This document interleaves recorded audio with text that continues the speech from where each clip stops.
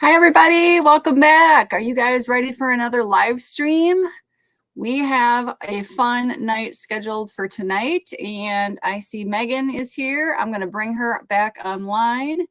You guys will remember Megan has joined me for some previous live streams. So thank you all for joining, and just want to remind you all the chat is available. Oh, look how loud that is. Ads are on. So we're going to go ahead and let the YouTube ads play.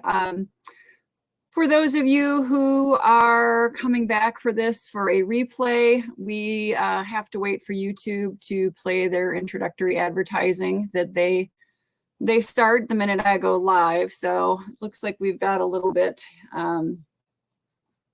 But I see Megan's arrived, so I think we're going to go ahead and bring her into the stream. Hey, Megan, welcome. Hey, Steffi. How you doing? I'm fabulous. How are you? I'm doing all right. Had a long week. Yes, it has, and it's only, what, Thursday? Yay! Thursday. Yeah, it's okay. Thursday's good, right?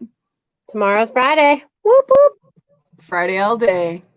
It's Friday Eve. So how have you been? Are you ready to have a good chat tonight? So ready. I'm pooped.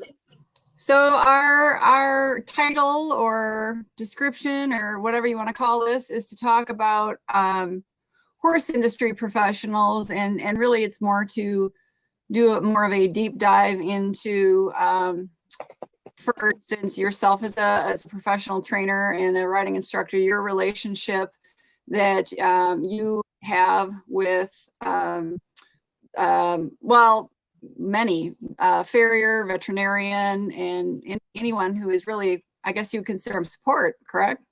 Yeah. So it could extend to a massage therapist and a horse chiropractor, members of your staff, correct? Saddle feeder. Yep. Yeah. So I see one of our guests has arrived. Yay. So tonight we are hoping to have a total of 4 of us in the stream. So that'll be interesting. We're all going to get a little smaller on this, on your monitor or your cell phone or whatever you're watching us with. But Jake's arrived. We see Jake here. So we've got Jake was in last.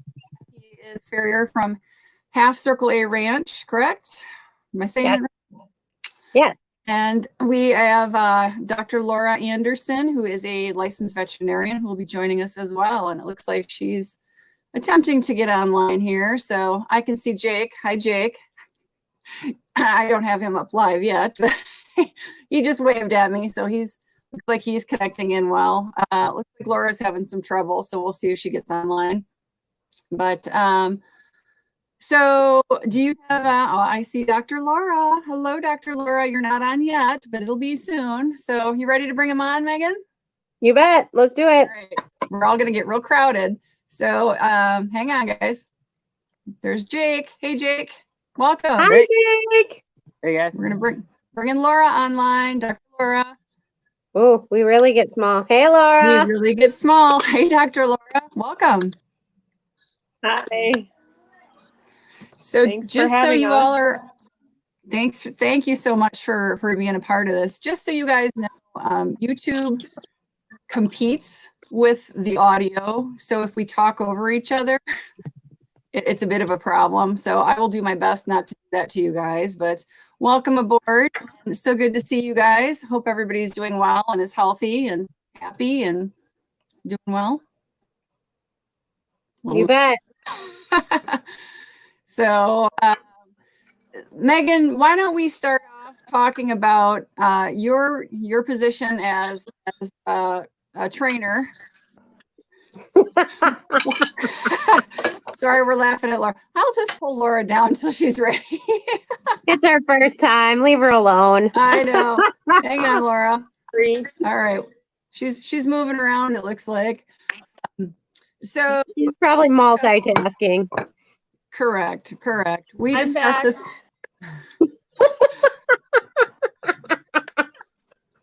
Oh, now be nice.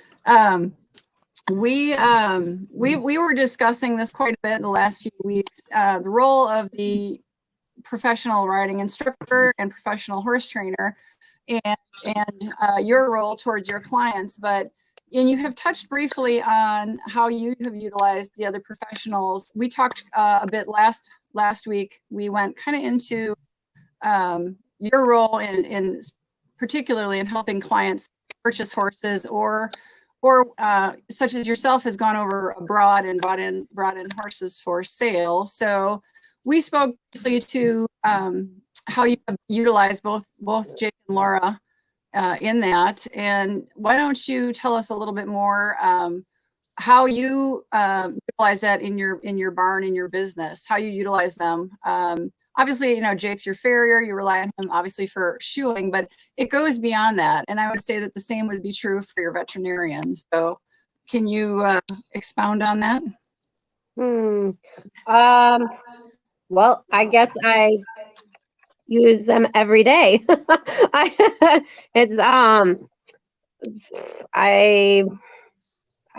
very, like, what?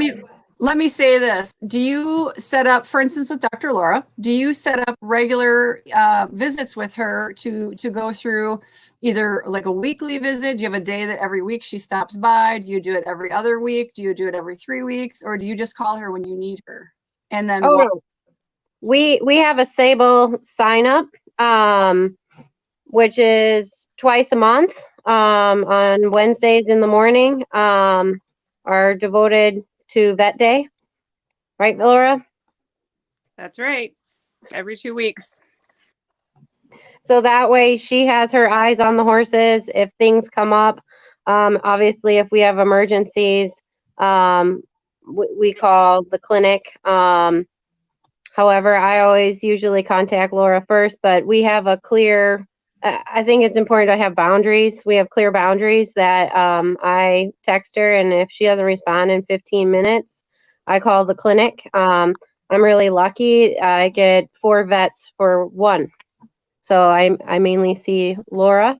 However, if she's not available, there are 3 other wonderful vets. Also, they have staff meetings and talk about our horses. So I think we're extremely fortunate to have 4 educated veterinarians worrying about our horses.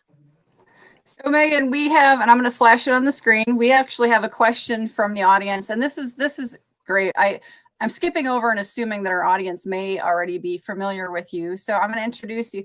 You are a professional horse trainer in the sport of dressage. So let's give you 3 minutes to, which is very short, to quickly describe dressage, and then we'll go back on that. Well, I focus on high performance training for dressage, but dressage is for everyone and all horses. And so basically it's basics, helping with seat, obedience, pleasure riding. But my main focus is international riding, as well as selling, and yeah.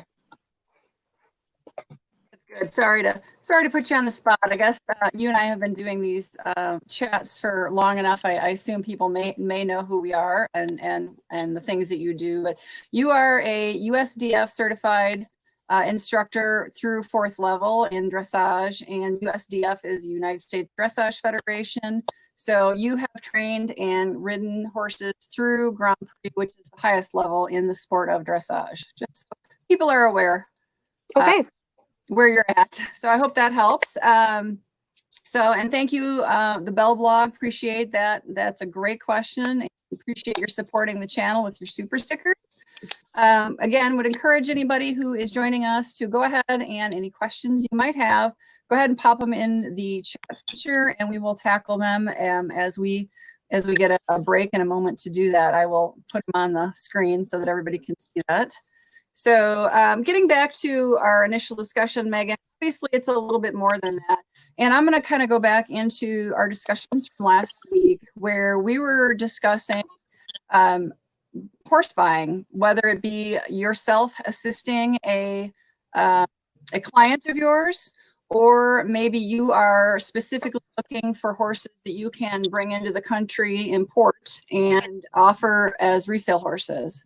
So you definitely spoke to utilizing both Jake and Laura's services last week, but I'd like to delve back into that, and especially now that they're both with us.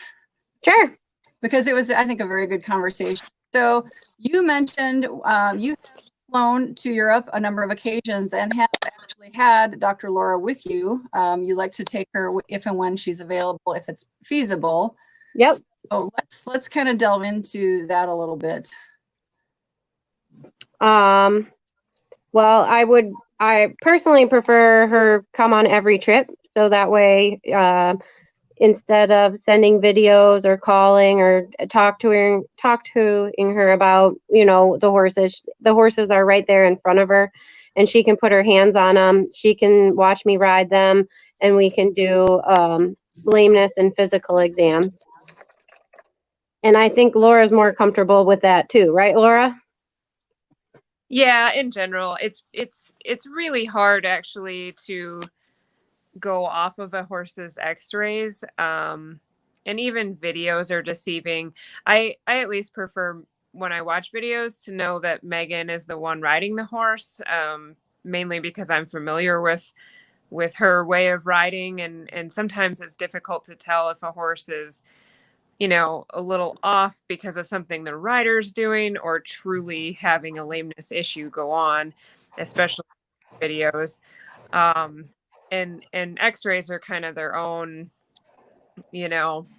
whole bag of arguments across the veterinary world and the training world, I'm sure, as well.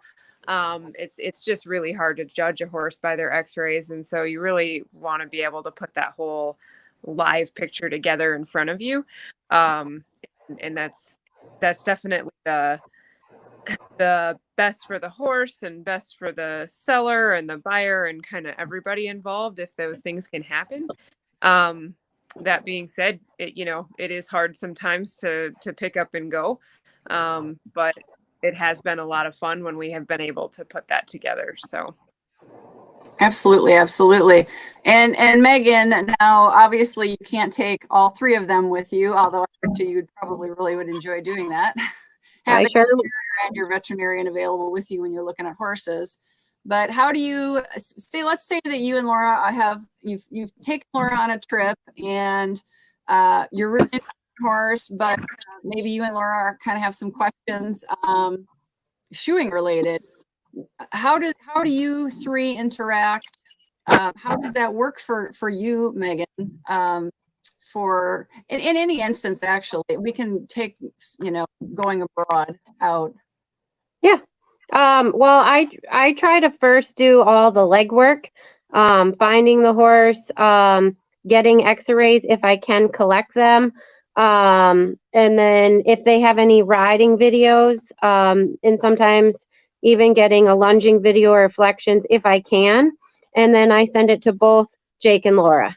And they both, they write an email and let me know what they think of the horse. And then it's great because there's three of us. So it's 2 to 1. So if there's two people that are like, then it's out. Like it's out unless I see something special in the horse and I'm honest in the beginning. I tell them both, I say, sorry guys, this is the one. I'm going to buy it no matter what. And you need to, yeah, I do that. And but I'm upfront with them. I don't lie to them. I'm like, okay, guys, we're going to go for a ride. Here it is. This is the golden one. And then their job is to tell me all the risks. And it's my job to decide whether I'm going to take the risk and buy the horse. But that's far few in between. That might be 2 horses, I think. 3 horses. But all the other horses, it's really nice because there's 3 of us, and then they give me their input. And then if 2 people are, no, Megan, then out it goes. So let's take you as the buyer out and put you back in as the professional trainer and riding instructor of the buyer, which would be your client. How helpful is it, and how painful is it to maybe come across a horse buyer's really interested in? Let's say Laura's got a little iffiness, and definitely maybe Jake's kind of going, eh. So how do you, as a team, because there's the three of you in your team, how do you guys go through this? And at the end of the day, Megan, I assume as the horse's trainer and potentially, and the client being yours, how do you as a team go through this and have that truthful conversation with a buyer as to whether or not, you know what, we might need to pass on this one? We just have that frank conversation. I think it's important to be realistic on the expectations. So I'm pretty upfront with what the goals are of the buyer.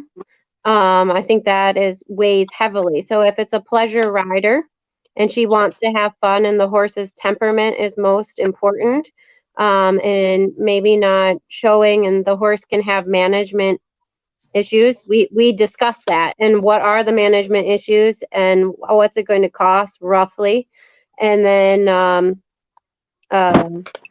write it up, and then we tell, or I do tell the client. However, if Jake or Laura don't want to manage the horse, I think that's really important. If they don't want to manage the horse, then I don't want the horse in my barn, because they are going to have to be managing the horse. Would you both agree?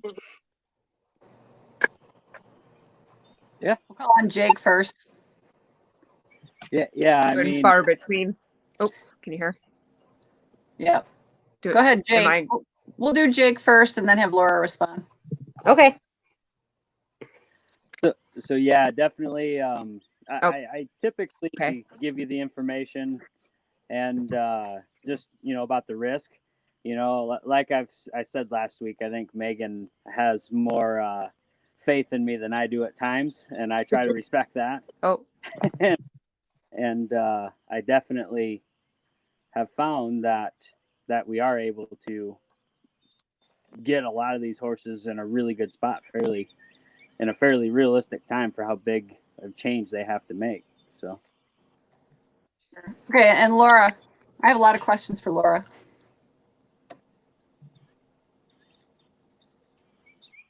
Can you hear us, Laura? Go ahead. Okay. I can hear you, but I just didn't hear anything Jake said, just so you know. So I might not be able to comment well. That's probably good. But yeah, let me know where you want me to jump in, I guess, on whatever he...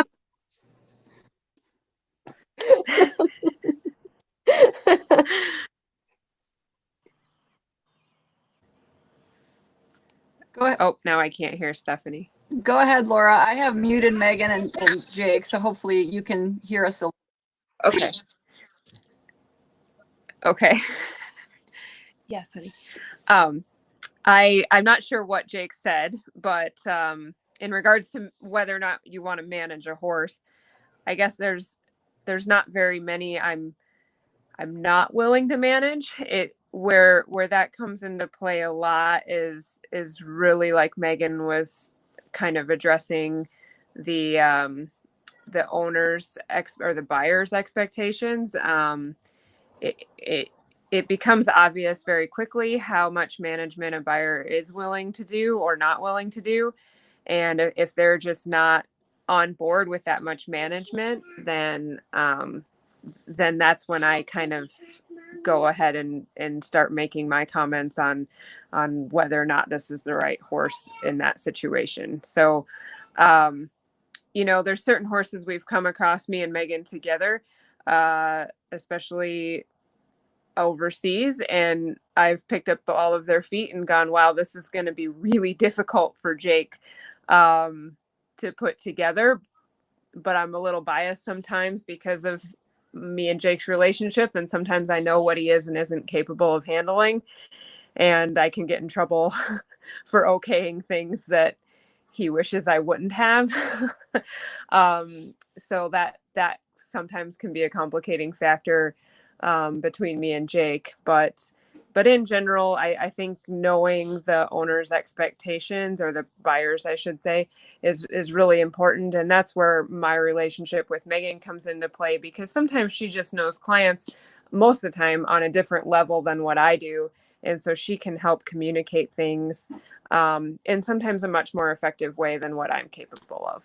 So that's so I have some questions for you, because I think a lot of adult amateurs do not understand the role of veterinarian in purchasing and doing a pre-purchase. And I feel sometimes you guys, the expectation is incredibly unfair. So I would love it if you could kind of discuss, you know, what you like to do and what you consider as fair, and what you know, I guess I have a problem with the idea of pass fail. And I think that it's your job to say, you know, and then hold you liable for, you know, when Megan decides to buy something she knows she should.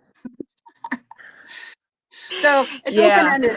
Go ahead. And I know it's hard, but let's be realistic here. The whole idea is to be very real, and what's fair to be asking of you as a veterinarian. Yeah, that's a really fantastic question, and one I wish that the whole industry could get better at.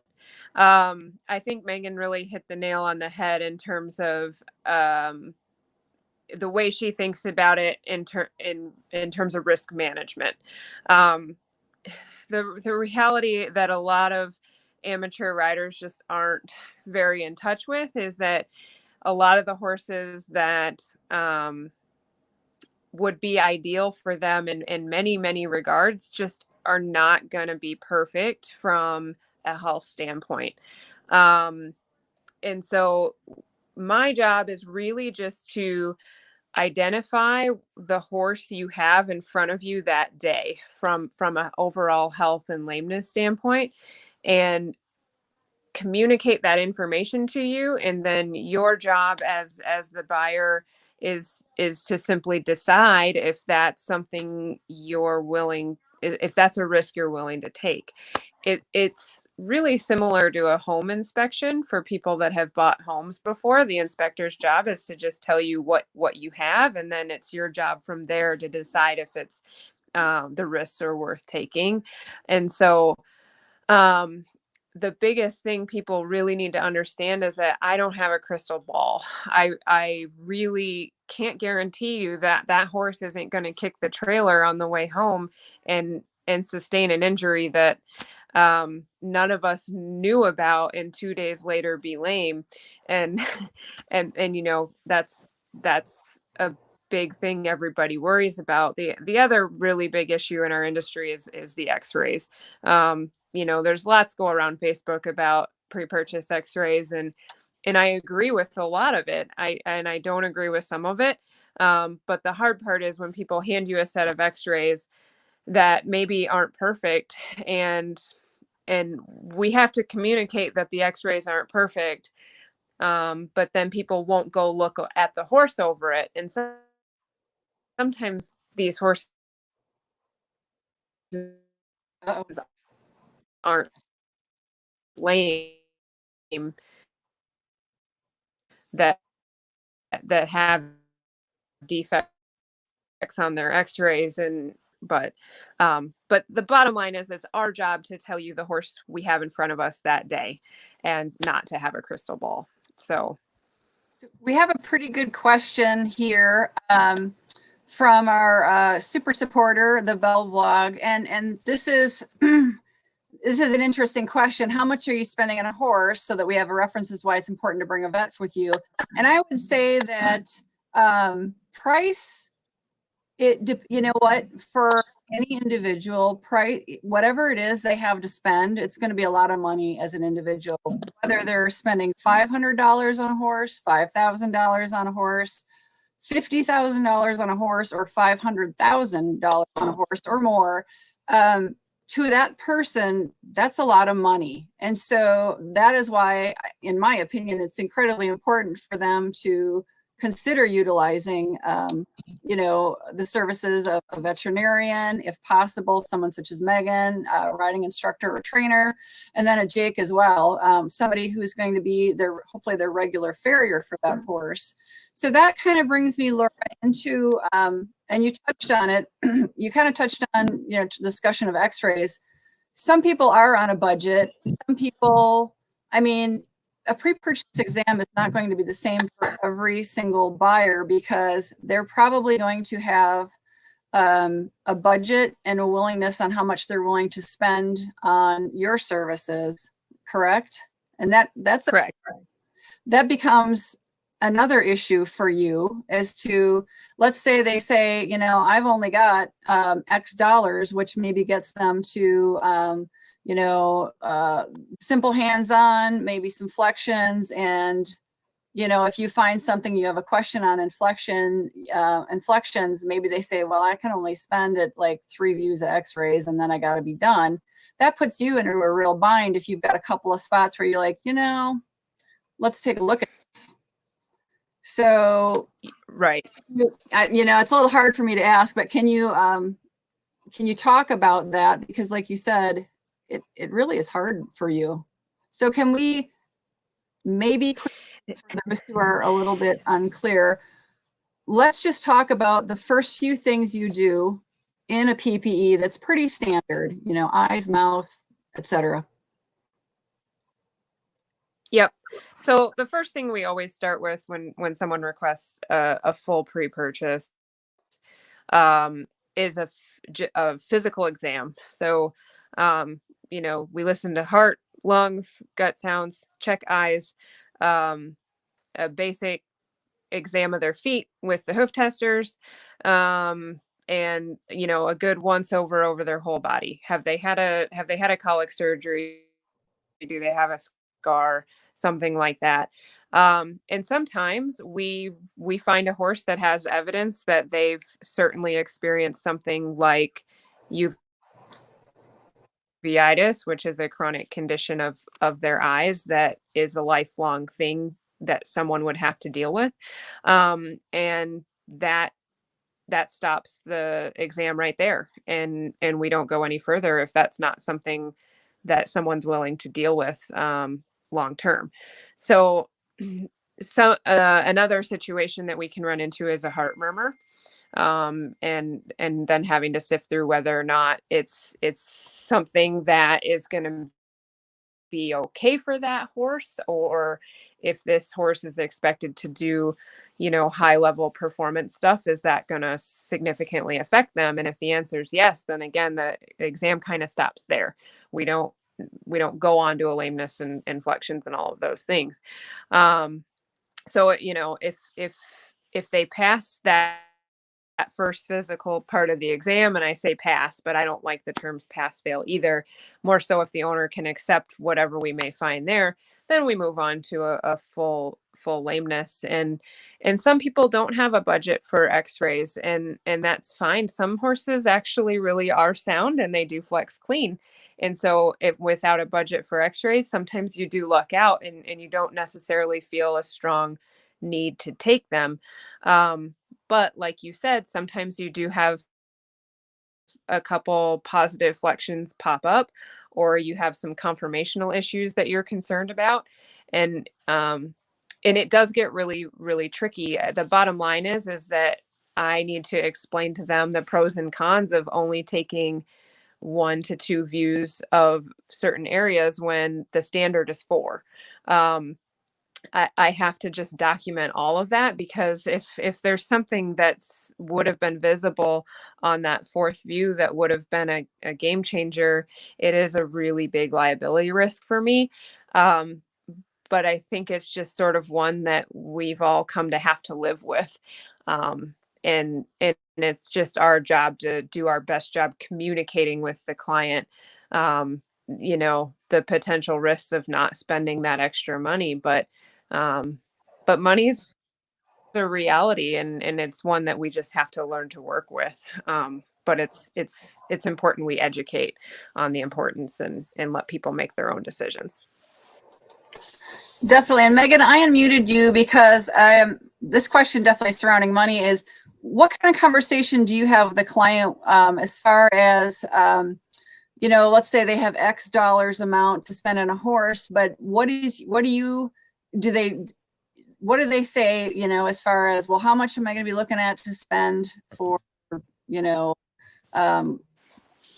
veterinarian exam? You've mentioned previously, but I want to touch on it again today. You kind of go through a budget with your clients. So maybe you can speak on that again tonight. Yeah. Obviously it depends on the price of the horse. But I have heard you ideally want to think around 10% of the purchase price should be put towards the pre-purchase. But I think it really depends on, what are the goals? Is the horse for resale? Is this a forever home? And depending on, whether you want to get a baseline. Also, you may actually want to get a baseline for the farrier as well, and communicate with your farrier and ask if they would like x-rays. I think that's really important going forward, especially making the changes that he's going to have to make. But if the horse gets injured in the future, you might want to have a baseline as well. And obviously there's different expectations when it comes to sales, and what people are looking for. And, if you're selling to American buyers, ideally you want the cleanest x-rays possible for that horse's age and training. So that's a great explanation, but it brings me to another question for Dr. Laura. Megan just used the term clean x-rays. So let's talk about, I'm going to throw out to you, let's say that Megan and I are looking at a 14-year-old gelding who has competed in dressage and trained in dressage, is trained in dressage, we'll say through lowest FEI, which would be pre-St. George. So the horse has had a pretty intense career. So let's describe what clean x-rays are and are not, as it may be. It's hard, Yeah. I keep wanting to bring back, and Megan and I have talked about this, realistic expectations. Yeah. Yeah. I think the definition of clean is really unfortunately different for almost every veterinarian. And I think that's where it's important that the veterinarians are familiar with the intended sport of the horse and also with the breed of the horse. Because there are things that are acceptable and others are not in a 14-year-old horse trained to pre-St. George type levels. In my opinion, and another vet down the road would maybe disagree, but I would fully expect that horse to have hock arthritis at 14 that's trained to that level. And I would personally consider it acceptable to some degree. Again, that's where I would put it together with the flexions in the pre-purchase. That we all grade our flexions a little differently, but if that horse is severely positive deflections, that would be a surprise for me, and I would not be as comfortable with that. If the horse is mild to moderately positive deflections at 14 and the x-rays show some hock arthritis and the owner is willing to manage that particular issue, it's not a real big bump in my opinion. At 14, a horse that is trained to that level could certainly have some coffin joint arthritis. I would not see that as a huge setback as long as I know there's a good farrier involved to help manage it. And so we're all going to have a little bit of a different opinion, but those are definitely two things that I've seen that unfortunately horses have been passed on that are trained to that level that are probably going to be good matches for those buyers. And it's unfortunate, but then there's some things that I would see like high ring bone that I would really struggle with to pretend that that's going to be okay. But on the flip side, Megan herself has had horses with those things that have just, surprise the heck out of you, and they want to work and they want to go. And so it's really hard to say for absolute sure, but I would expect a 14-year-old horse at that level to have some things, and again, you have to talk with the owner about. So I'm unmuting Jake here because that actually brings in a great point. Let's say that we've gone through that horse we're talking about. You talked about needing the involvement of a really good farrier. So as veterinarian and farrier, let's say the horse is purchased. Where is this? How do you involve Jake in this, in the discussion of how to help the horse, support the horse, make the horse more comfortable? How much are you involved? How much, and how much is left up to Jake as the man behind the feet? Where does this go, and how does this, happen? Yeah. So typically on our end with a horse we would be talking about in Megan's barn, if it's something the owners would go for, everybody's a go for, I would pick up the phone and call, like, say we're out of the country and this is a horse we're pre-purchasing and me and Megan are there together, but Jake is not. I would pick up the phone after I've sent him the x-rays and potentially losing her. Some videos we took of the horse on baseline and after flexions, and I'd likely say, "Oop, now I'm back." I would likely think of the x-rays.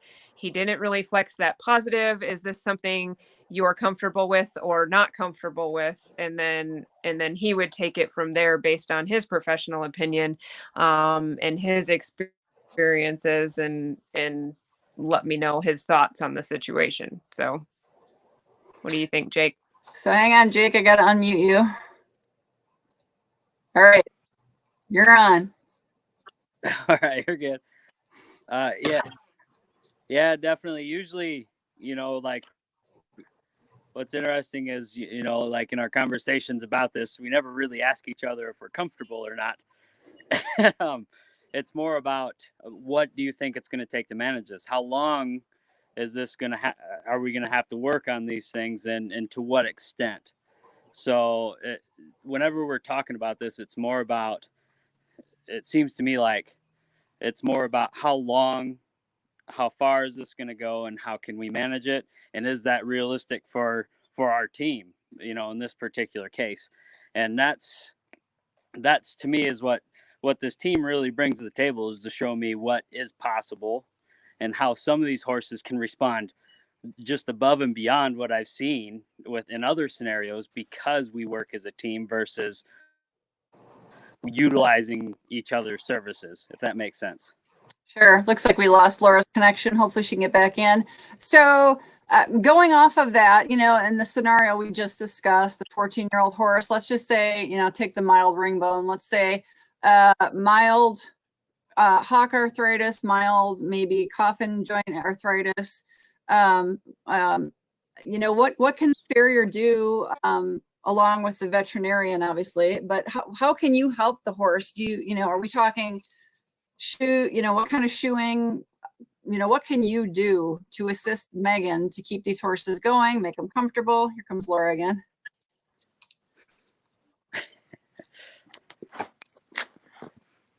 Can you hear me? I can hear you. Okay, Jake, were you able to hear me? Yeah, I can. So the question was, sorry, Laura, that we lost you. I'm glad you come back. The question was, what is Jake able to do to help support you as a veterinarian and help the horse in the situation of, we'll say, the 14-year-old horse who's got mild hock arthritis and maybe some mild coffin joint arthritis. So Jake, you go first. Yeah. So, well, hang on. Go ahead and let Jake go. Okay. So I have a few tools in my toolbox. I worked with an organization called the OPO, and they have some really cool information, some really cool stuff that, like, leverage testing is something I do a lot of on all the horses I work on, that gives me an idea. And basically what it is I strap this boot on the bottom of their foot, and it allows me to leverage their foot in different directions to see to ask them what they appreciate. And I utilize that in how I approach each horse. But, you know, to me, how I support Laura, or the veterinarian in this instance, is I'm looking for, is there things that I can help unload? You know, like let's say hock arthritis, or you make it simple. Let's say they have soreness in the back of the frog. Well, I can unload that by putting a pad on, or a wedge pad or something for a short period of time. And then Laura can approach it and treat it like something like just a, you know, like a coffin joint injection or something along that lines. So we're hitting it from multitude of facets. And then Megan comes in and she says, well, I'm going to help this horse use its hind end differently so it can help unload those fronts too. So you can see we're hitting it from every angle that we possibly can. And then you include the saddle fitters, and then you include Jeff, the masseuse, that's really helping. And it just, every little piece makes a massive difference when it's all put together. Absolutely. Go ahead, Laura. I know you had a few things to say. Yeah, I actually rely, like Jake was kind of getting at, I rely really heavily on both and Megan to keep horses sound. I think a lot of people misunderstand that sort of like soundness is something you can sometimes inject your way out of. And that's not, I should say lameness is something you can inject your way out of. And that's not really true at all, especially this exact horse we're talking about that's 14 with maybe some sore hocks and occasionally sore coffin joint.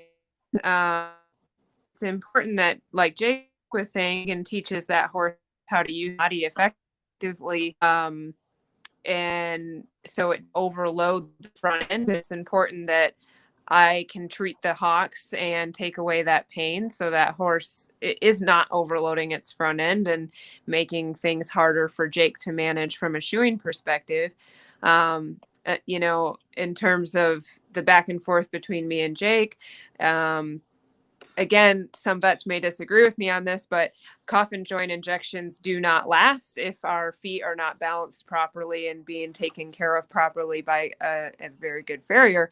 And so it's important that we have that equation, and then it all goes back, like Jake said, to the saddle fitter and the other body workers that help out in managing those little nuances, because if that horse can't use itself appropriately, we can do all sorts of treatments in the world, but they're only going to last a few months at a time. Megan, I know you jumped up and squirmed, so I know you want go ahead. Well, I think what's also important is just the line of communication across the board. So when Jake comes, I usually sit down and tell him what's been going on with the horses. And really, I think sometimes if there are any issues popping up, Jake is actually the first one to know in the feet. And he can expound on that, what he sees in the feet, but he'll say, oh, how's so-and-so working? Is he sore? You know, is he really engaged? And then I, vice versa, am telling him, hey, I've been noticing this with this horse. He's getting stronger in the right rein, or he feels tight in the back. Do you notice any changes in the feet? And sometimes, depending on seasons, the horses also change. And so I really think that first line of communication is actually between Jake and I when he comes and we're talking about their feet. And then I always have, Laura coming, and again, the first thing is, the first 5-10 minutes is communicating about each horse on the list. A lot of times I'm already sending them messages like, hey, I'm thinking this, and this. I want you to look at this horse. I'm wondering, maybe they need some chiro, maybe they need an injection. We should start watching them now. And sometimes it comes to the lessons, my students struggling with changes or collecting for the simple change. And then I communicate with Jake and Laura and say, look, I'm seeing this in the training. I think it's something else. Or it simply could be the training. It could be the student. It, you know, it can be those things too. And so we put our heads together and come up with a plan. Jake, do you want to comment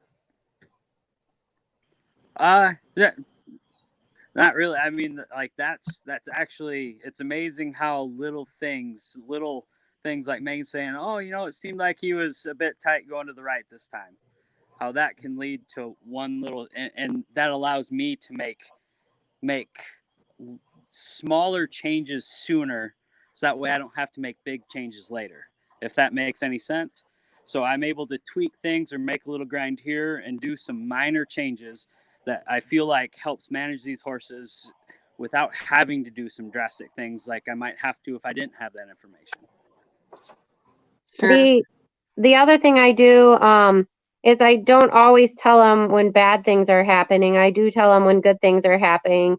You know, like we take videos at horse shows, or, you know, the horses are learning their one tempies and I take video and they get videos from me all the time. Like, hey, look at this. You got to see this. Oh my God, it's so cool. You know, so they also get to know when something good is actually happening. So if, you know, if Laura comes and she injects the hocks and 2 weeks later, you know, I'm telling her how it's going. And when that happens, I also text message Jake saying, hey, look, this is what's going down, you know, like, or, you know, so and so had Cairo today and wow, they feel amazing. Like, having that feedback, I think, is really important to them, that it's not just bad things happening. That there are some really good things happening. You know, Jake will make some changes and I'll be like, oh my God, he's going so great. So, the other feedback I may give, like, the horse has been going great. Please do not make any changes. I mean, obviously, at the end of the day, you know, it's Jake's decision. I think that's important too in our communication, is that we each have roles and trying not to get into each other's way. Like, you know, they know their stuff. So, but I am always hovering. Number one, because I like to learn. And number two, like, you know, with the internet is great and the internet is horrible. So I see something out there on the Facebook, on Google, and I'm like, hey guys, what do you think of this? And it's so great because they'll be like, no, absolutely not. Or, you know, I'll get to learn about something. So it's a lot of fun. So let's take a step back in the discussion of shooting x-rays. We've got Dr. Laura shooting the x-rays, and she just mentioned earlier previously sending them to Jake. So Jake, what are you looking at and looking for in x-rays when they're sent to you? Oh, that is a great question. I will be completely honest. I tend to refer to my wife when she sends me x-rays, and I don't because the thing is, I can look at x-rays, but when it comes down to it, I'm not looking at them nearly as much as Laura. And I'm not saying I don't look at them, but when I trust her opinion on it. And if the veterinarian isn't Laura, then I refer to the veterinarian that I'm working with. Hey, what do you see? What are you looking at? And then I try to understand their perspective of it, because they're the ones taking the pictures. They're the ones, or the x-rays, they're the ones doing everything with it, you know. And me, I'm just, I tend to rely much more on my leverage testing, what the riders are telling me, what the veterinarians are telling me, and I utilize that information to gather a package up. So is there anything that if a veterinarian sends you over on x-rays, you kind of go, ew, and go, you know, there has been, but again, it's we talked about this last week a little bit too. Like, some of the worst cases radiographically turned out to do fairly well, whereas I've had some that radiographically you wouldn't hardly recognize it and you struggle with them. So it's one of those things that just depends, and I've been surprised a lot. So For sure. So we actually have a question from the audience I'm going to put up on, are there breeds that are more problematic health-wise? And I'd say that's probably directed at Dr. Laura. And that's hard, but go ahead, give it a whirl. I'm glad that's your question. They do all have their things, right? That there are breeds that are more notorious for some things than others. But that being said, there's breeds for a reason. They all sort of evolved to do a certain job. And so I think being first and foremost aware of the breed you're looking at, were they originally intended to do the job you're wanting them to do? If you're looking at a Tennessee horse for the job of dressage, it's not that good of an idea. But it, so yeah, they all have their things. I think the biggest breed that comes to mind as I don't want to say problematic, but as a breed that we have to look at the management side of it much more intensely sometimes is thoroughbreds. They are actually capable of doing a lot of different jobs. However, sometimes because of the job they came from, they aren't necessarily capable of doing the job you're hoping they can do. And so they really just need to be looked at with realistic expectations. But yeah, I think if there's a specific breed you have questions on, a lot of times if you just ask your vet, what do you think of this situation, they should be honest with you. And if you have more specifics, I can try to help you out. But they all have their things that they're known for having problems with. So Absolutely. So Megan, since you laughed at that, is there anything you want to add? No. All breeds are welcome. Absolutely. So let's go back to more into the discussion of like the pre-purchase, again, because I really want to touch on what is fair to ask of the veterinarian and what is not. And you, Laura, had kind of described your process, which is fantastic. So my question is, coming through vet school, and there's obviously, a national association of veterinarians, et cetera. You guys have specific guidelines that you are kind of encouraged to stay within. I would say like AAEP related guidelines, and how does that work? Yeah, there are guidelines. They are loose. I'm not sure I fully fully understand your question. Are you trying to get at like how to pick a vet for a pre-purchase, or? Well, I guess what I'm getting at is like, what is the expectations of you and what is unrealistic? And I guess my question kind of goes around. Megan and I in a previous video here had a conversation about the overreach of a trainer or, into maybe a veterinarian's field, and then the overreach of a veterinarian into what is really the trainer's role. So like, are there guidelines? I mean, where do we stop pressuring the vet or asking the vet need to stop to say that's not part of my job, I guess? Yeah. Okay. So I think I can answer that to some degree. I think the first one is behavior of the horse.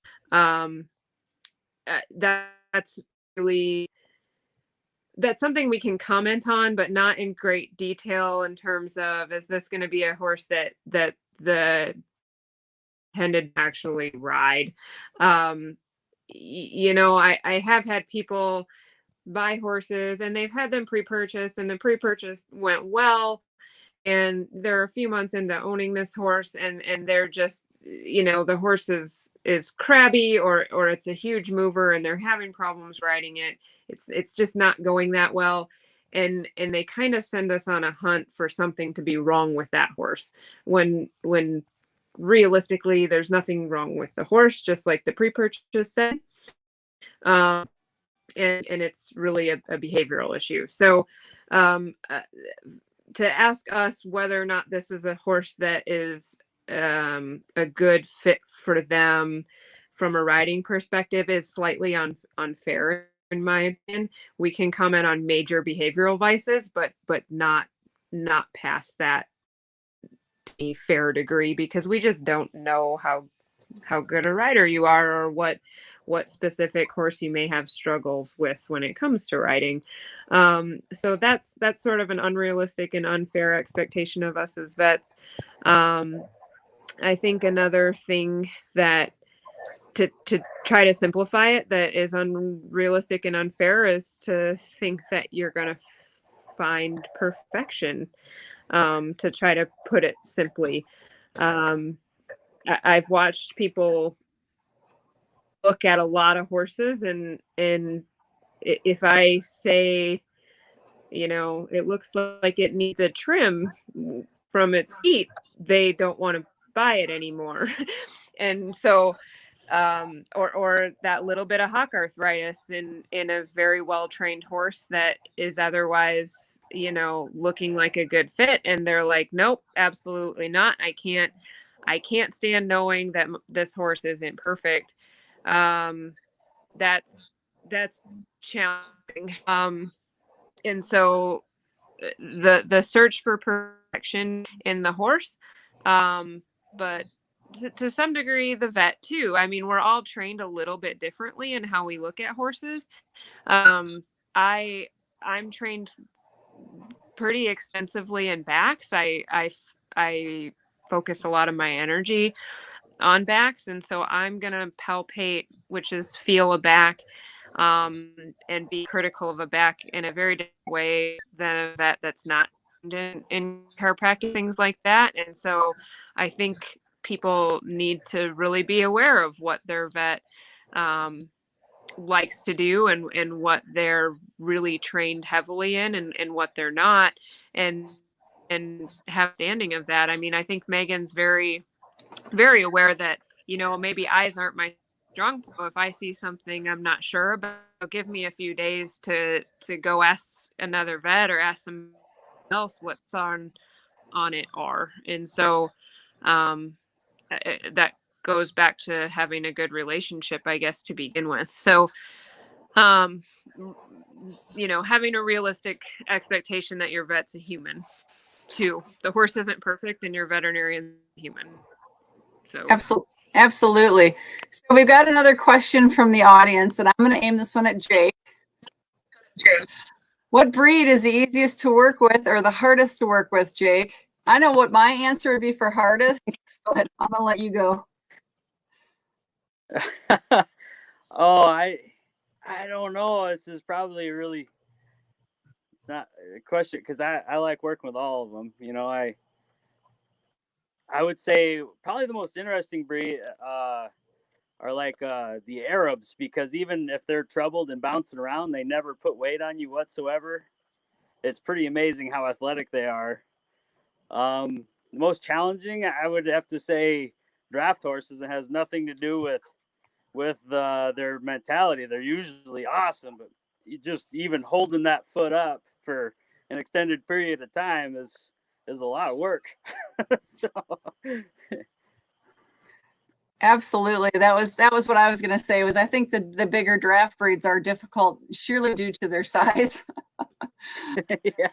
Yeah. So thank you, Mo, for that great question. So I want to wrap back into what Dr. Laura was bringing up, and I'm going to bring Megan off of mute and bring her back in, because Dr. Laura brought up a really good point. Megan, you and I have talked about the concept of realistic expectations in purchasing horses.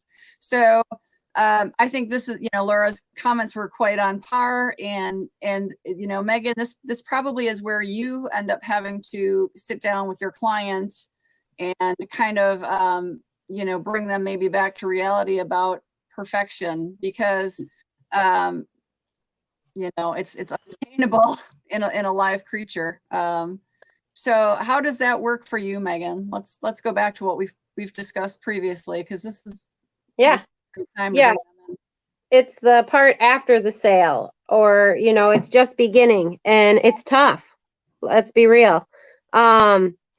So I think what people need to really think about is, as corny as it sounds, it truly is a journey. When you buy a horse, it's not like buying a car. There's not a warranty, and it's not going to go into drive and just drive and you put it in reverse and you back up. They're like children. They skin their knees, they poke their eyes out, they punch other people, they do great things. And it's not, in the sport of dressage, we have different levels.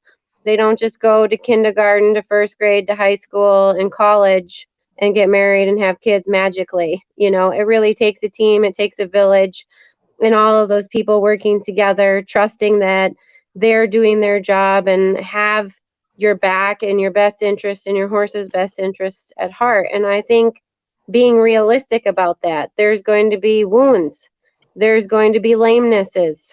And if you think there's not, you're a fool, and if you don't, you got really lucky. But being able to work through that and watch and pinpoint, what I love most is I have Jake and Laura who are always real with me, like, this is going great, this is terrible, and you should start thinking about this.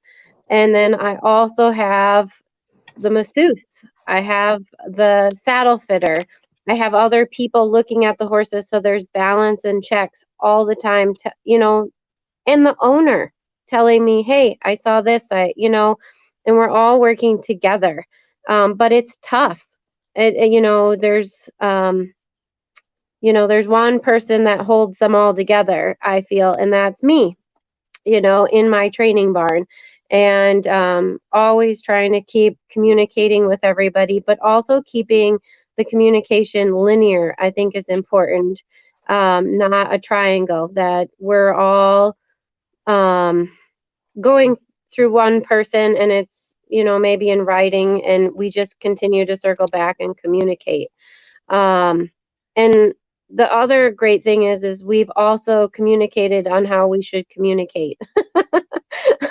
We've been working together, I think, 7 years. And the nice thing is there have been challenges for all of us, and it kind of made or broke us, and it made us. And we were able to sit down and communicate on how, if there's an emergency, how we are going to communicate and how we operate together.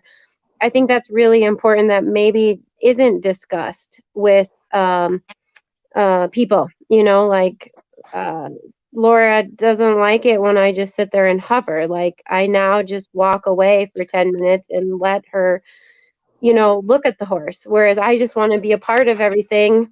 And that's just because I care about the horse and I want to be there, but like, that doesn't give her an opportunity, if I'm hovering and my anxiety is there. So, and I think that's really important to communicate, and on a daily basis or weekly basis on what's going on with the horses. So I feel very lucky that I have the team that I have. I feel that all my successes are because of them. And when things suck, and they're going to suck, I call them and I'm like, what do I do? And, they'll either say, I don't know, or let's do this. And that's refreshing, because I'm like, okay, let's do it. that we have that level of honesty, I think, is really important. So, but it's tough. Absolutely. So, boy, I had a bunch of questions, and I just feel like I'm all over with the questions, but I keep coming back to our our example, middle-aged dressage horse, gelding, mildly arthritic, maybe pre-St. George level, getting up there in age, but not terribly old. He's 14. Let's go back to the pre-purchase. So Megan, where do you kind of draw the line as far as, we've talked about it, but let's delve in again. Let's say it's found more than a mild arthritis. Let's say, we've got some pretty significant fusion going on. So we've got advanced arthritis leading towards joint fusion.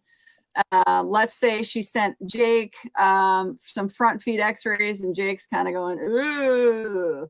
Between the two of them, there's some not some pretty looking stuff on front x-rays. But let's say this maybe really is the perfect schoolmaster for somebody, and they have their heart set on it. How does that work for you with the client? You got, maybe let's say the tendency towards kind of the thumbs going down from your two instead of the thumbs going up, and it's not going to be a horse for you, but it's going to be a horse for a client.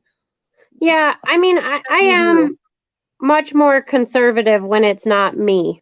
However, I've had some wonderful, wonderful horses in my life that would have never passed a pre-purchase, and they went on for 10 years, and they taught a lot of people. And so I guess my first question would be, how long does that owner want the horse? And then you have the version of, is the owner going to want to compete?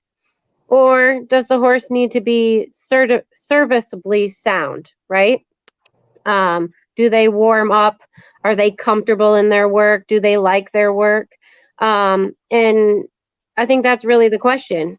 How long does the owner want? If she wants 2 years to 10 years, well, then that's a question. But like I said, I bought a horse and I only wanted 1 year to show him. And then my vet told me it was going to be 2 years tops that he would last.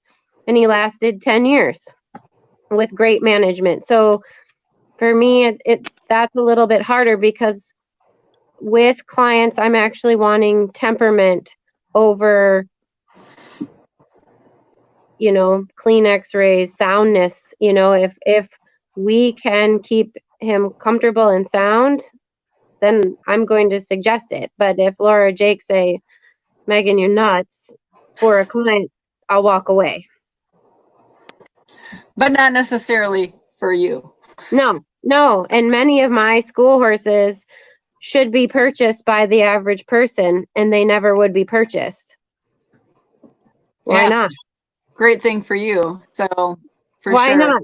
Because we don't do that for our boyfriends and our husbands, but we do that for our horses. I don't get it. They should do a pre-purchase on our spouses, but we don't. And just being, again, realistic, what is the point of the horse in this instance? To bring us joy and fun and all these things. Not a perfect x-ray. We're not riding the x-ray.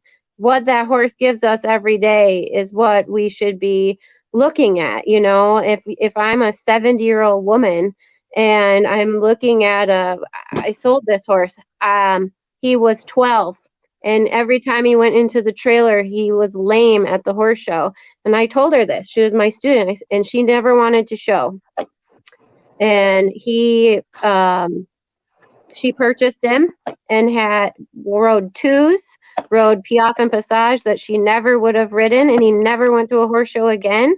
And we kept him sound, and he was happy. And he's passed on, and we talk probably once a month or every other month, and she still thinks about him with joy.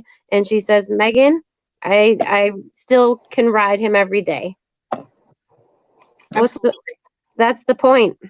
Buy the horse with a good temperament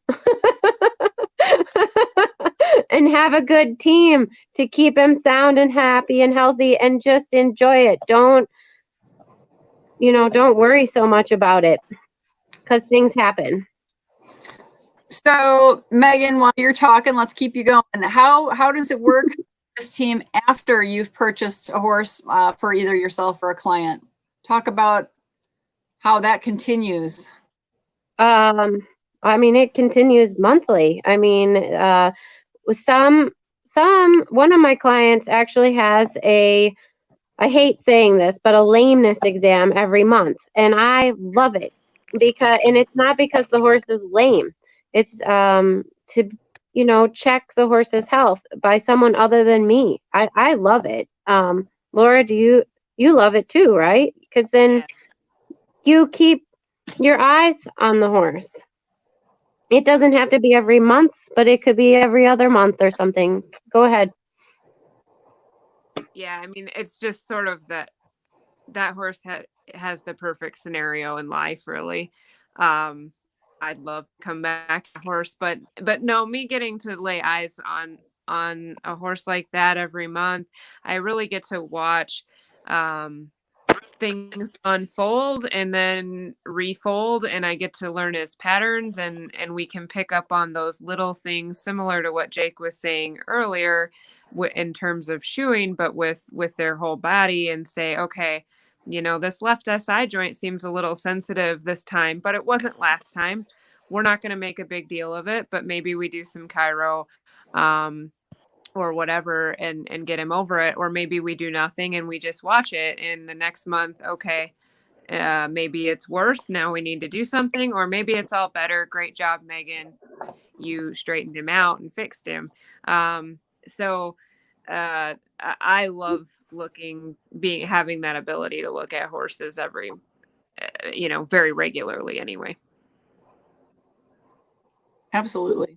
And on Jake's side, we, if I'm telling him something's happening, we'll take the horse into the arena and lunge him, or maybe I will ride the horse if something's coming up. So Jake comes every other Monday. So we're talking a lot, and it's not just the horses he's seeing. I'm giving him an update on, what's going on with all of the horses. So that way there's no surprises. And, like if there's a lost shoe, I immediately contact him in the beginning of the day. If there's like some kind of weird step, I tell him about it. So that way he has all the information he can to do his job the best he can.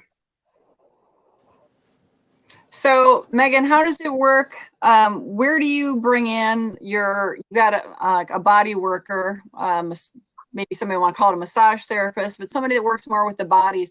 Is that something you try to do regularly? Is that someone you call when like something's not quite right and Laura goes, the horse might need a little massage? Or how does that work in your barn?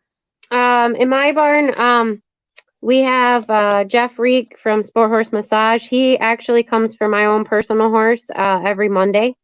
My horse gets a massage.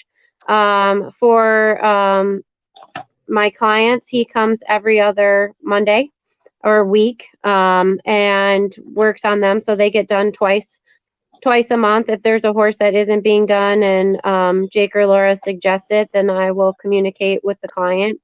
I have a saddle fitter who comes, and she comes roughly every 8 to 9 weeks. That's Stacy Hockle with Equine Inspired. And then chiro is actually Dr. Laura, and so is acupuncture, and she comes every other Wednesday. So we're on it. So it's a regular maintenance thing. Yeah, I believe in it. I mean, I think first it truly comes from the training and our riding. If we as riders are riding in balance, we're going to make our horses move asymmetrically, and soundness is going to come up. And so I think it starts there first. And obviously we're working on it in the lessons. And so are the riders. They're aware of their asymmetries, and we as a team are working on keeping these horses comfortable until the rider finds her balance, or the horse becomes stronger and finds his balance. And then we believe in keeping them as comfortable as possible. They're athletes, we need to keep them comfortable. So let's talk about nutrition. That's a fun one, I think. Who do you rely on to kind of, I'm getting a lot of laughing in the background, I see. That's a big one. Who notices first when there's a nutritional imbalance? Probably Laura. Okay. They're usually probably too fat. That's my fault. Well, I want to bring Jake into this because I think farriers often see things Yeah. that we, not maybe so much for you in the professional setting of your barn, but Jake, let's talk about an amateur who's, we'll just say at a standard boarding facility who maybe would be utilizing Megan just to, maybe they take a lesson with Megan once a week, once every 2 weeks or 3 weeks. Oh, and we lost Jake. Darn it. Snuck out here. He got out of the question. Let's see if he comes back. But, where I'm going with this is maybe a horse that's not kept in a professional barn such as yourself. The horses are maybe fed. So we'll suck Laura into this. She's like, is Jake walking into the room? Yep. Jake's back here. Come on, Jake. You don't get to get out of that question. Nice try, tell him. So the question is, it's really, maybe not the situation like Megan's barn, but let's talk about a client who maybe has a horse at just a standard boarding barn. The horse is fed, whatever they feed at the boarding barn. Maybe the client really doesn't get into the nutrition. You probably are going to start seeing things as the hoof grows out. You might see, so is that a point where you have, a couple questions to the owner, like, hey, what's anything been going on, or how does that, do you run into that? Yeah, I can use an example from when I first moved here, however long ago that was. I had a barn of horses that just was really struggling laminitic wise, like their feet were just falling apart, and I was just going through the gamut, and I asked, I'm like, what are you guys feeding this horse? Well, come to find out, they're feeding it a significant amount of corn, and that has been linked to some massive issues with laminitis. And so, anyways, Laura's pointing at me like I said something. It was Lexi. Oh, my daughter. Sorry, she wasn't pointing at me this time. But yeah, so there's definitely some things, and that's a pretty extreme case. Most of the time, it's just like you'll get like a fever ring, or the horse comes up a little sore, or something changes. It's more about when things change than it is about anything else. And I'll usually, and Megan knows this, I'll start asking questions like, has there been a change in the feed? You changing the workload? What are you guys changing? What has changed? Because I'm seeing changes in the feed. And I'm trying to understand, is this an environmental thing? Is this something I really need to pay attention to? Is it most likely just going to go away when things dry up? So, yeah, right. I do. I look into it and I ask questions, but there's so many variables. It's hard to really nail that one direct, say, oh, yeah, that's from getting too many supplements. So. Too many. That's a nice problem to have for a horse, is getting over supplemented. There's a lot in the world that don't get that, but that's another discussion. But so flip it over to Laura. So Laura, how involved are you, as a general, let's bring back into this. How much do you get involved with Megan in discussing, periodically looking at her overall feeding program? I would say we kind of visit it probably, I don't know, every 4 or 5 months. It comes up for random reasons. Actually, it just came up recently, and we just walked in her feed room to go through a few things, looking at her board, and I was like, oh, actually this one should be on this grain, and this one should be on this one, and this one should be on this one instead. We switch things around, and mainly due to calorie issues and things like that. Not because everybody was fat, like Megan said, but just for what makes sense for the certain breed of horse in that situation, sort of thing. I don't love nutrition for many reasons, but I think the most recent kick I'm on with it is that people do kind of tend to make things a lot more complicated than they need to be for the horse, and I appreciate Megan for that, because she typically doesn't have that issue of overthinking supplements and diets. But you can actually kind of get into some trouble and not even realize it by doubling up on things that you don't know you are. You can go off certain ratios that can affect the horse in ways that you would be surprised. So I tend to want to keep it simple, because horses' digestive tracts are complicated, but simple in what they want.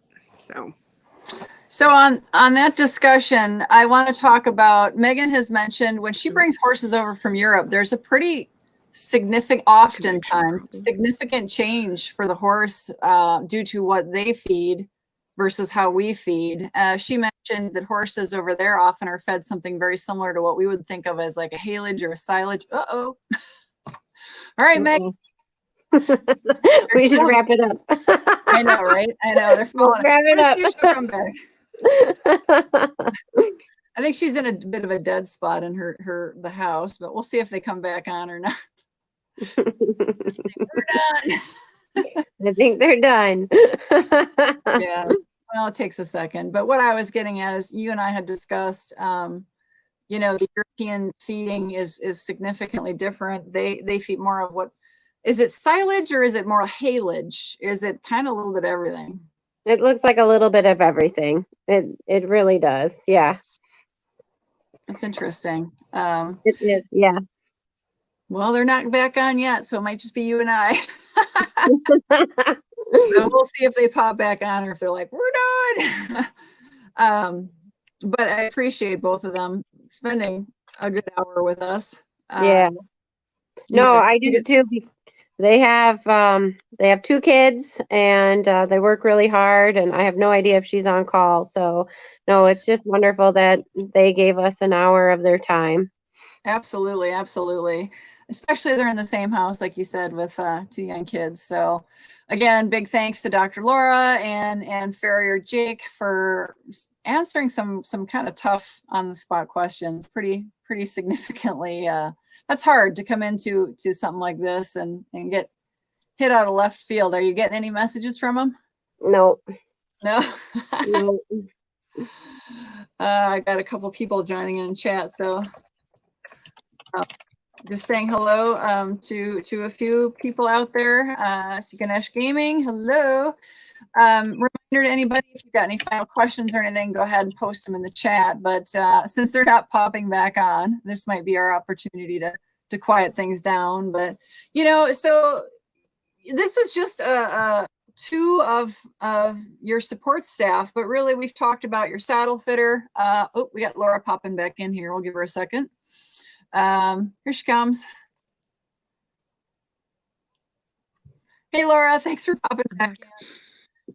So what I was getting at was these horses that come in from Europe often face some significant changes in their diets, which can pose a challenge for Megan and yourself, because any of us who have had horses understand that sometimes when you change a horse's diet, it can go very, very wrong very quickly. So what has your been experience with this, with being with Megan and importing a number of horses, and the delicate balance of changing these horses? While you were off, we were discussing horses in Europe are often fed more of what we in the United States here look at as like a haylage or a silage, which we think of more towards cows.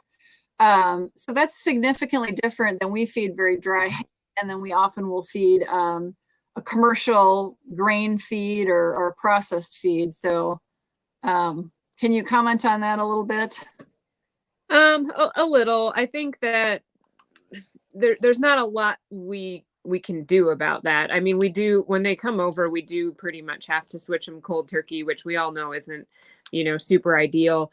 But we have learned the consequences of doing that. The horse can kind of just be not themselves for a while. I mean, we've learned that it takes about a month, sometimes more, of them being in this environment for their body to kind of catch up. They can experience a lot of changes with their feet. They can have some abscess problems, and especially as Jake makes his changes to their feet. But from a nutrition standpoint, yeah, it affects their whole body. And sometimes they can be a little lethargic or too hyper. We have to sometimes address some ulcer issues. That's a obvious common issue. Megan most of the time has them on preventatives, but preventatives aren't always effective depending on the horse, and we do have to go all the way and into full doses and things like that. And ulcers can affect their whole body too, and mentation. So that I think the biggest takeaway is we've found it takes about a month, and sometimes the horse is affected in multiple ways, and we just have to be patient. Sometimes if the horse has a new owner that's not Megan, but the horse is in Megan's barn, just communicating that you might not get to ride as much as you were hoping you would get to ride your brand new horse while they kind of settle in and totally adjust to our new environment. So any comments back on that, Megan? Anything you want to add to that? Nope. They just need the time. We need to give them the time, and just watching them and seeing what they need, I think, is most important. Yeah.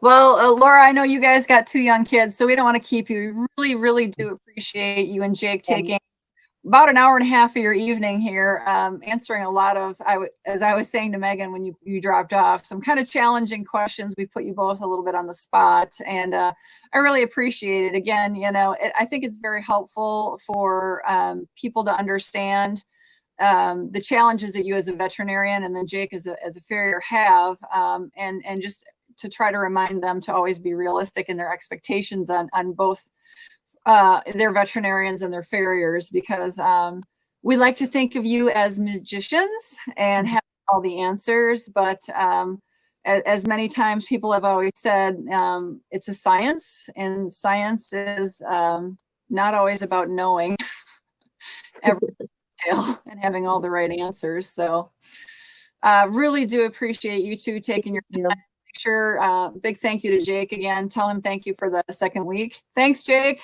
Thank you. So it was fun. Yeah, appreciate it. Megan, any last things you want to say to them for the evening? No, thank you so much for spending the evening with us. I really appreciate it. Yeah, No problem, guys. Take appreciate care. it. So we'll let you go, and thank you. Yep. All right. Bye. Bye. Good night. Yay. Thank you, Steph. Yep, that was really great. It's interesting, and I think Megan, you and I have discussed in previous live streams, the importance of utilizing what I was getting at when they had dropped off.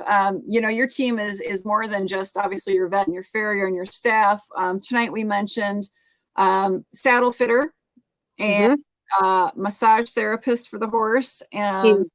But I think we were just starting to touch on the idea of a nutritionist, and sometimes that can be assistance from a veterinarian. And to be fair, as Laura said, it's not their favorite. A lot of veterinarians I've spoke with, they don't get a ton of education, deep dive education on nutrition. Very similar to a human medical doctor. They don't get a deep dive on nutrition either. It's a specialty. So, there are other places, I think maybe you have found that maybe through, for instance, where you get your feed, you might be able to get in touch with, a nutritionist through there. But, any more comments you want to make on that kind of idea, like who else is on your team? You have your staff, Yep. have your farrier, your vet, your massage therapist, you Yep. have your saddle fitter. Yep. And then Purina, they do come out and they test the hay. And we go through the barn and look at the horses and do a body score. And I think that's it. And that's a connection through your feed dealer? Or Yeah. Yep. Are you sponsored? Mm-hmm. Yep. So for you, that's, you're sponsored, but, for maybe an average person who's boarding, that may be a conversation they might want to have, going to the local feed provider and saying, hey, do you get a rep that comes out, and how could I maybe get a little more information? They do. They have a rep that comes out, and you can call them and they will come out and look at your horse when they're in the area, for sure. For sure. So that's really a nice thing to let people know about. But is there, obviously you've got, support, family supports, but are we missing anybody in the team? Because, this conversation tonight is really to talk about the broader picture of the team. Yeah. Barn, I have a trainer. I have a coach. I work with Kathleen Rain, and in the past I've brought her in for clinics about 4 or 5 times a year. And then I also went to California and trained with her for a couple months. And then now I'm having weekly lessons from her. And so just communicating about the horses that she knows about, and getting advice from her. I'm always asking her advice, whether it's feeding, sales, a training issue, advice on business. She's amazing. So I'm very, very lucky. I think one thing we need to refer back to, and I think you're very fortunate with Dr. Laura, other people may need to include into maybe their team would be a acupuncturist and chiropractor. Yep. For you, Dr. Laura is trained and specializes in those as well. So for you, that does come in your veterinarian, but for others, that could be either a separate veterinarian or a licensed animal chiropractor and acupuncturist. So those would be, assuming, saying Dr. Laura didn't do that, you would have those as well. You're just very fortunate. I am very fortunate. I also, like I said, a part of the team, I think, is the other vets at Country View. There are 3 other vets, Dr. Backer, Dr. Stephanie Meeson, and Dr. Galley. All 3 of those ladies are super veterinarians. I was fortunate 7 years ago, Dr. Laura, we met, came to me, and she said, Megan, I want to be your vet. And I was like, whoa, that's cool. Who has ever said that before? I'm like, okay, that's cool. What does that mean? And she wanted to be the vet that comes in on a regular basis and that we have a close relationship working on all of the horses. However, the other 3 vets know my horses as well. And what I think is really awesome is that they all talk about their patients and their clients. And I think we're in Wisconsin. I think we're very lucky to have Country View. For sure, for sure. So I'm just trying to think. I think we've pretty much touched on, team, and you're in a training barn, you're very specialized, but I think that, any amateur, anybody who even just boards needs to consider all these people that we're talking about, not necessarily like people that we're mentioning, but practices, they need to consider their farrier, their veterinarian, maybe consider finding a chiropractor or an acupuncturist, maybe not as frequent as you need it, but, we can use ourselves as an example. I see regular chiropractic because I've been, I call it being a lawn dart. I have been dumped off horses more times than I can count.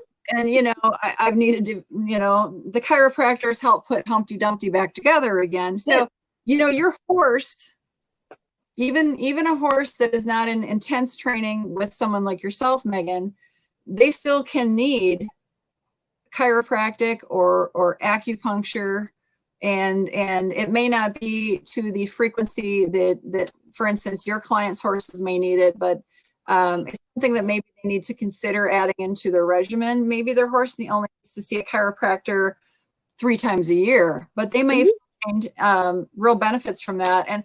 And to speak on that, I have a horse who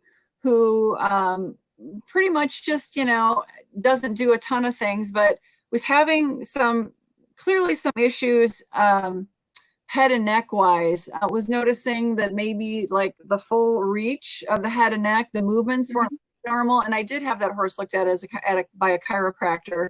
And the atlas, or, you know, the top of where the skull and everything meet in there, was out, and the horse had lost range of motion because of it, and clearly had a headache from it. And so, you know, a chiropractic visit addressed that, and the horse is happier, healthier for it. And this horse isn't a horse that's in, you know, hardcore training, but sometimes it's made the horse a lot healthier and happier. And, you know, when horses are in pain, it starts to reflect in their disposition, their demeanor, their overall health. So, you know, for you, it's a no-brainer, but for maybe those watching, or who may be watching at a later date, it's something that they may need to consider, maybe not on a regular basis, but maybe you need to afford it twice a year or 3 times a year or once a year. But I think, you know, you're a horsewoman, and you know your horses, and I think, you know, it's the consistency, it's the routine, and when you find that their routine is different, something's up and you need to look into it, and then you need to have these resources to help you out, because really, you know, my job is all in the details, you know, and all I'm looking at is the little details that the horse is offering us. And so, and having so many people looking at the details, that I can gather that information and hopefully help manage them. But like I said, it's a journey. There's always going to be something, and just being prepared is more important than, you know, being in denial and not thinking anything's going to happen. Just, you know, it's something's going to happen. It's just what, and have the right people that you trust and the realistic expectations. But I also think being honest about it, you know, whether it's on money, whether it's like, look, I'm having a bad day, I don't want to deal with this, can we reschedule, you know? Just being upfront with your team, I think is really, really valuable, especially when it comes to money, because whether it is the vet or the farrier, you know, what they're doing can cost a lot of money. And if you say, this is the budget, I mean, I'd love to do all of it, but I can't afford it all. But could we do the best we can with this budget? If you come in, there's nothing to be embarrassed. We all have budgets. If you can just be honest and upfront about it, then we can provide, you know, the best that we can for your horse. So I think being realistic there. You know, and one area we didn't really touch on that I think could be a team member, you know, you're very fortunate, again, like I said, is Laura, who does chiropractic and acupuncture, but we didn't really get into the dental discussion, and not all veterinarians have that kind of deep expertise. And so you often may need to find a veterinarian who is more of a dental specialist. And we have some options, obviously, where I am. I think you have options as well. I think Dr. Laura, they bring in a specialist on occasion. Dr. Henry, yeah, great vet. So that would be something that you and I probably could recommend to you know, the average horse owner who might be watching is don't be afraid to, you know, if you're suspecting some weird things going on with the horse's mouth, just be aware of the fact that sometimes you need to, you know, look for that veterinarian dental specialist to address, because there's been some pretty interesting advancements in equine dentistry that, you know, the School of Veterinary Medicines cannot just, you know, in-depthly teach everything. And so these equine dental specialist veterinarians go through years of training, specialized training in dentistry. So that is an option that is out there that maybe some people are not aware of. And so it is kind of nice to let them know they can talk to their veterinarian about that. Usually, you know, your veterinarian is going to be able to refer them to, oh yeah, you know, let's talk about